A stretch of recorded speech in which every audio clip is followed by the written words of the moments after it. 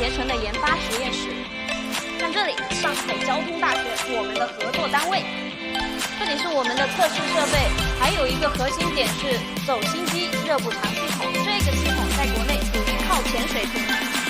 这里是核心零部件生产车间，走心机的动力头、车床的电阻轴就是在这个车间里面装配的。